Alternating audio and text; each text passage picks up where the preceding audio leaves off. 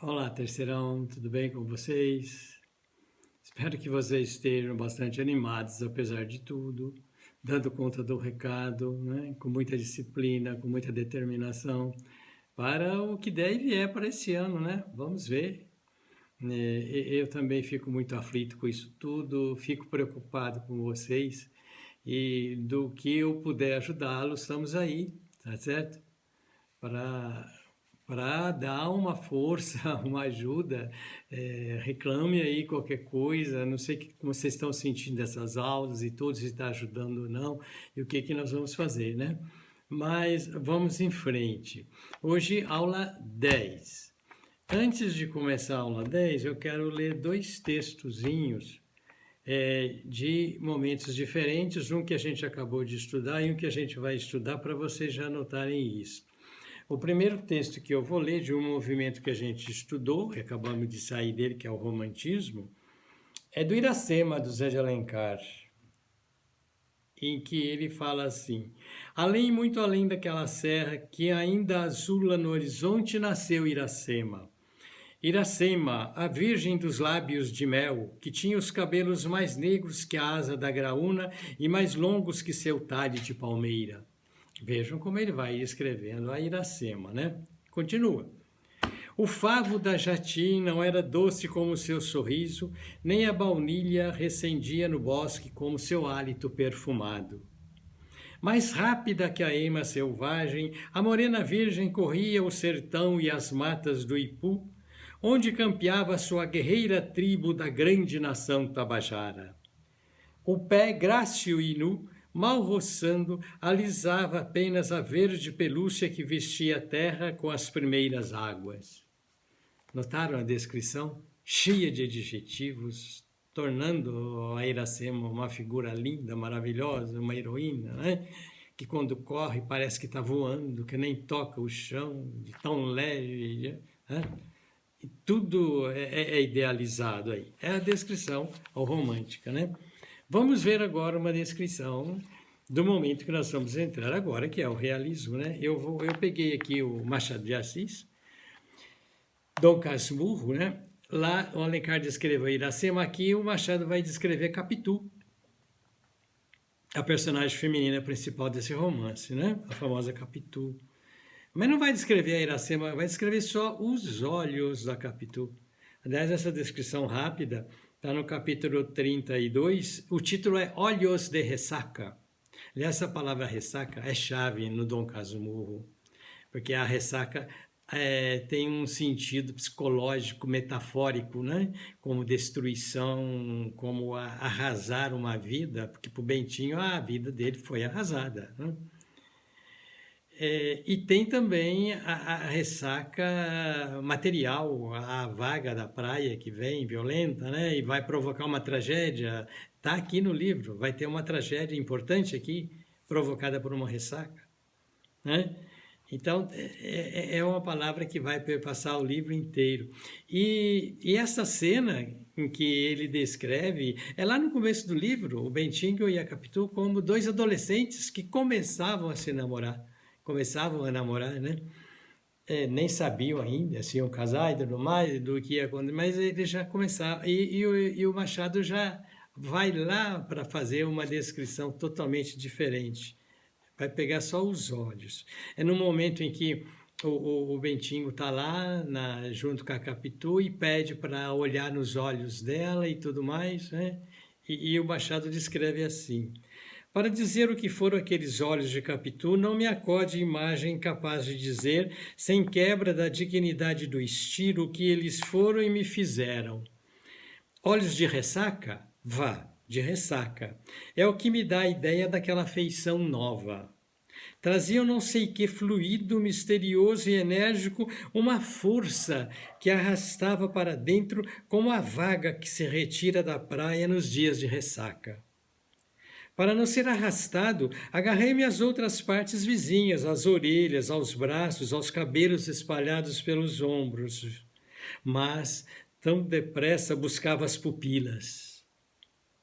A onda que saía delas vinha crescendo, cava e escura, ameaçando envolver-me, puxar-me e tragar-me. quantos minutos gastamos naquele jogo, só os relógios do céu terão marcado esse tempo infinito e breve.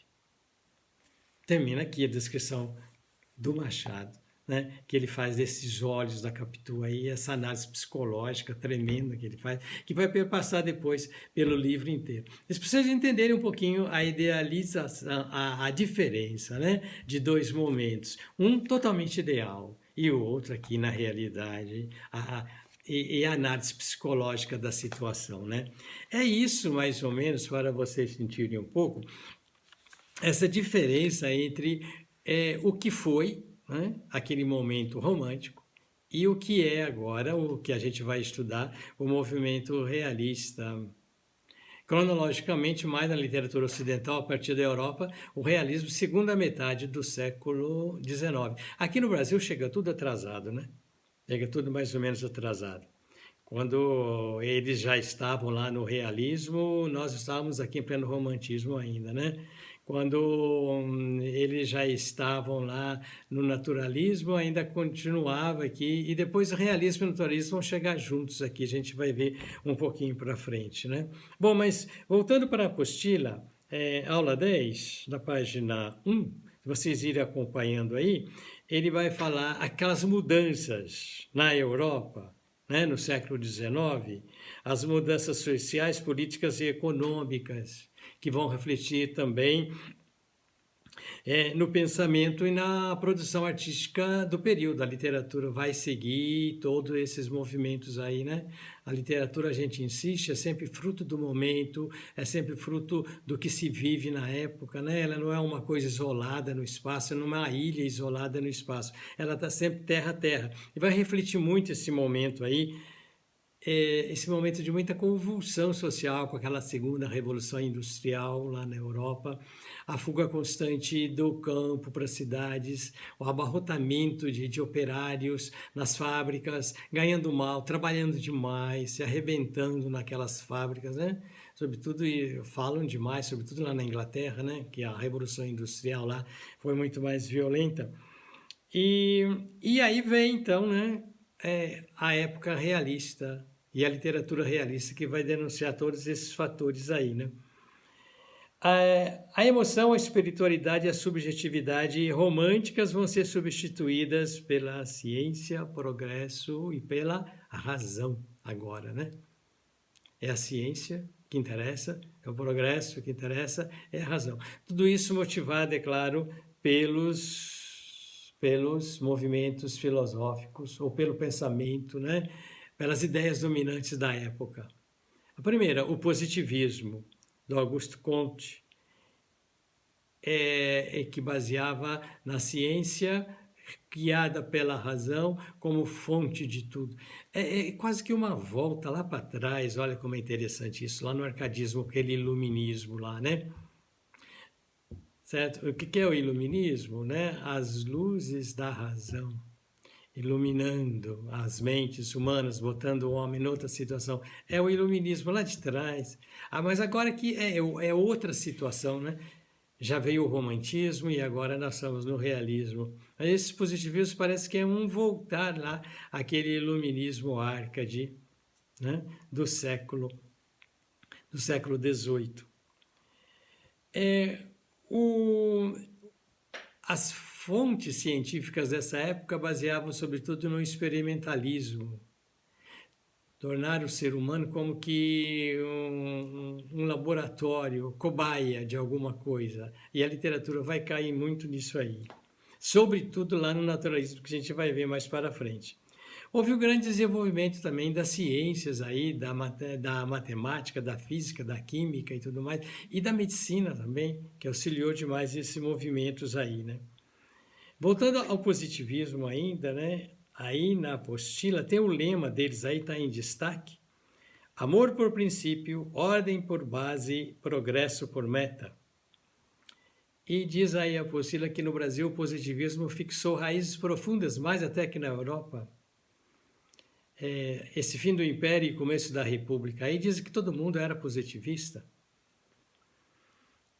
O lema da nossa bandeira, isso fala aqui rapidamente na apostila, a nossa bandeira é uma das é uma das raras bandeiras do mundo que tem inscrição. A nossa ordem e progresso é um lema positivista, certo? E por incrível que pareça, não sei se vocês sabiam disso, eu não sei como explicar isso aí, porque o positivismo parte o quê? É a razão, mas havia igreja positivista, não sei, o altar lá é o altar da razão, então. E lá no Rio de Janeiro, na Rua do Catete, tem ainda os restos de uma igreja positivista ainda. Parece que é a única igreja positivista que ainda existe no mundo. Acho que não tem mais culto, não tem nada. Aquilo está lá só como um monumento. Mas na Rua do Catete, no Rio de Janeiro, tem uma igreja positivista, como para vocês verem como que a coisa pegou aqui no Brasil. Agora, o que eu falei para vocês que eu não entendo é que igreja é essa, meu Deus do céu? É possível. Eles é só a razão, mas vão adorar a razão, vai cair numa religião, coisa que era totalmente contrário, eles falavam que não tinha outro lado, não tinha espírito, mas não dá para entender, né? É como o ateu que fala graças a Deus, né? É mais ou menos isso. Essa igreja positivista eu entendo assim. Não sei se tem outra explicação. Bom, além do positivismo, nós temos aqui o determinismo do Hippolyte Taine, que dizia o quê? Todo ser humano, ele está determinado, não existe livre-arbítrio. Para o determinista não existe a palavra resiliência, a capacidade que eu tenho de me superar, de vencer todas as dificuldades. Não, eu estou determinado, vou cruzar os braços. Né? Estou determinado por 3 fatores: a raça, o meio e o momento. Não dá para sair disso.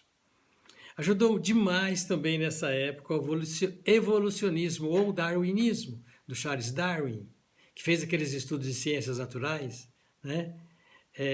A lei do mais forte, a lei dos que mais capazes é que vão sobreviver, né? É a teoria da seleção natural das espécies. Os mais fortes dominam os mais fracos.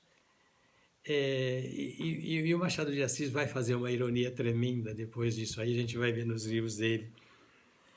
Há também o socialismo do Karl Marx, né, e do Engels. O Capital, o livro, foi publicado nessa época aí, com aquela leva de operários, aquela nova realidade social do operariado. Né? A teoria socialista do Marx falava da luta de classes, né? Que eles tinham que lutar, que a sociedade tinha que ser mais igualitária, que não poderia ser uma sociedade de exclusão, tá certo? Bom, gente, eu estou com 12 minutos, eu não vou entrar mais aqui, porque agora na página 2 da apostila vai falar do realismo no Brasil, tá certo? E eu abri a apostila aqui e tem eu não sei se vocês estão também na apostila 2, tem uma figurinha, vamos dizer assim, que vocês gostam muito de figurinha, tem uma figurinha muito interessante aqui, na segunda coluna da página 2, né, que tem lá, eu amo realismo, só que o amo, em vez do coraçãozinho, né, em vez do coraçãozinho vermelho, vocês viram o que está aí, porque é real. Eu achei meio interessante, bem irônico isso aí, né? O realismo. Eu amo realismo. A figurinha aí que está na página 2. Depois vocês olhem aí para dar uma risadinha, tá bom? E aí, na próxima aula, provavelmente, eu começo, então, com o realismo no Brasil, tá certo? Amanhã eu estarei com vocês no plantão das 9h10, né? Das 9h10. E amanhã a gente conversa mais um pouquinho sobre isso e eu passo os exercícios desta aula 9 para outra aula do dia 16. Vocês têm um trabalhinho ainda de romantismo para mim na aula 16, né? Aquela musiquinha lá, o Eu Bem Querer do Djavan, não esqueçam disso não, né? Já andei recebendo, gostei muito, certo? Quem quiser ir postando no particular antes do dia 16 pode, tá bom? Bom descanso para vocês, até amanhã, a gente se vê amanhã. Tchau, abraço saudoso a todos e todas.